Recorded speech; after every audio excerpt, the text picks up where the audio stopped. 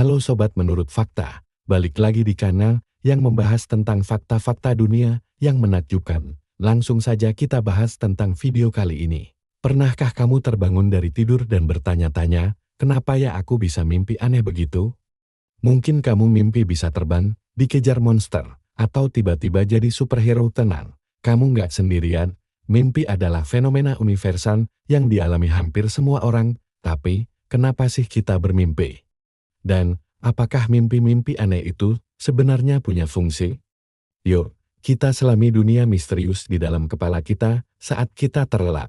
Untuk memahami mimpi, kita harus kenalan dulu sama sutradara utamanya, otak kita. Saat kita tidur, otak kita nggak ikut istirahat total, justru beberapa bagian otak jadi super aktif. Tidur kita itu punya beberapa tahapan, seperti menuruni tangga menuju alam bawah sadar. Ada tahap tidur ringan, tidur dalam, dan yang paling seru, tahap REM atau Rapid Eye Movement. Dinamakan begitu karena di tahap ini, mata kita bergerak cepat ke sana kemari di balik kelopak mata yang tertutup. Nah, sebagian besar mimpi kita yang paling jelas, aneh, dan penuh cerita terjadi di tahap REM ini. Selama tidur REM, aktivitas otak kita mirip banget kayak pas kita lagi bangun. Area otak yang bertanggung jawab untuk emosi, seperti amigdala, dan area yang mengatur memori, seperti hipokampus, menyala terang. Tapi, ada satu bagian yang kerjanya justru melambat, yaitu korteks prefrontal. Ini adalah bagian otak yang mengatur logika, pengambilan keputusan, dan kesadaran diri. Nah, inilah kenapa mimpi kita seringkali terasa aneh, nggak logis. Dan kita bisa melakukan hal-hal mustahil tanpa merasa janggal saat di dalam mimpi itu sendiri. Jadi, mimpi adalah hasil dari otak emosional dan memori yang aktif, sementara si penjaga logikal lagi istirahat. Lalu, apa sebenarnya fungsi dari semua ini? Kenapa otak repot-repot menciptakan dunia fantasi setiap malam? Para ilmuwan punya beberapa teori menarik. Teori pertama adalah teori konsolidasi memori. Bayangkan otakmu seperti perpustakaan raksasa. Siang hari, kamu memasukkan banyak buku baru, alias informasi dan pengalaman. Nah, saat kamu tidur, terutama saat bermimpi, otakmu bertugas sebagai pustakawan yang merapikan semua buku itu. Mimpi membantu menyortir mana informasi yang penting untuk disimpan kerak jangka panjang, dan mana yang boleh dibuang. Itulah kenapa setelah belajar semalaman, tidur yang cukup bisa membuat materi pelajaran lebih nempel di otak. Mimpimu mungkin sedang mengulang dan memperkuat apa yang baru saja kamu pelajari. Selanjutnya, ada teori regulasi emosi. Hidup ini kan penuh dengan pasang surut emosi. Kadang kita stres, cemas, atau sedih. Mimpi bisa jadi semacam arena latihan emosional yang aman. Misalnya, kamu punya ketakutan atau kecemasan tertentu di dalam mimpi.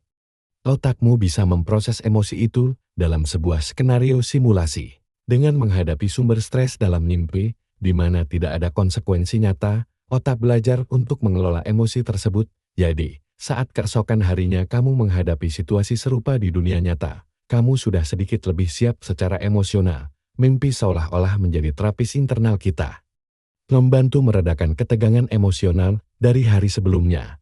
Ada juga teori yang lebih evolusioner, yaitu teori simulasi ancaman. Coba bayangkan kehidupan nenek moyang kita dulu. Mereka hidup di alam liar yang penuh bahaya. Dari hewan buas sampai suku lain, teori ini mengatakan bahwa mimpi berevolusi sebagai mekanisme pertahanan dengan mensimulasikan skenario berbahaya, seperti dikejar predator atau tersesat.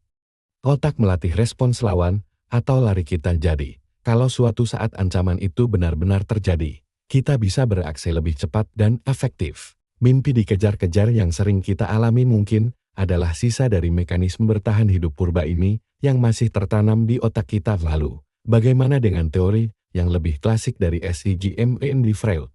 Freud percaya bahwa mimpi adalah jalan utama menuju alam bawah sadar. Menurutnya, mimpi adalah cerminan dari hasrat, keinginan, dan konflik terpendam yang tidak bisa kita ekspresikan saat sadar. Mimpi punya dua level, isi manifest, yaitu cerita mimpi yang kita ingat, dan isi laten, yaitu makna simbolis tersembunyi di baliknya. Misalnya, mimpi jatuh mungkin melambangkan perasaan tidak aman atau kehilangan kontrol dalam hidup, meskipun banyak ide Freud yang kini dianggap kurang ilmiah.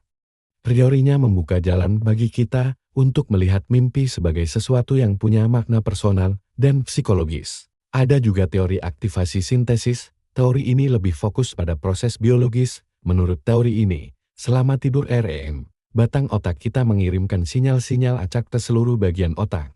Nah, korteks, bagian otak kita yang suka mencari pola dan makna, berusaha keras untuk merangkai sinyal-sinyal acak ini menjadi sebuah cerita yang koheren. Hasilnya, ya, mimpi yang seringkali terasa absurd dan tidak nyambung. Jadi, menurut teori ini, mimpi bukanlah tentang makna tersembunyi, melainkan hanyalah produk sampingan dari aktivitas otak yang acak saat kita tidur.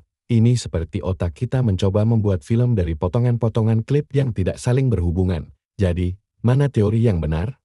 Kemungkinan besar, jawabannya adalah kombinasi dari semuanya. Mimpi adalah fenomena yang sangat kompleks dan mungkin punya banyak fungsi sekaligus. Mimpi bisa jadi cara otak merapikan memori, melatih emosi, mempersiapkan kita dari ancaman, sekaligus hasil dari aktivitas saraf yang acak. Setiap mimpi yang kita alami bisa jadi punya peran yang berbeda-beda. Satu hal yang pasti, mimpi itu penting. Kurang tidur, terutama kurangnya tidur REM, bisa berdampak buruk pada kemampuan kita untuk belajar, mengelola emosi, dan bahkan kesehatan fisik kita. Mimpi adalah bagian integral dari siklus tidur yang sehat, jadi jangan anggap remeh waktu tidurmu. Lain kali kamu terbangun dari mimpi yang aneh, jangan langsung dilupakan, coba ingat-ingat ceritanya. Mungkin mimpi itu sedang mencoba memberitahumu sesuatu tentang dirimu, membantumu memproses kejadian kemarin, atau sekadar hasil kreativitas otakmu yang luar biasa saat sedang beristirahat.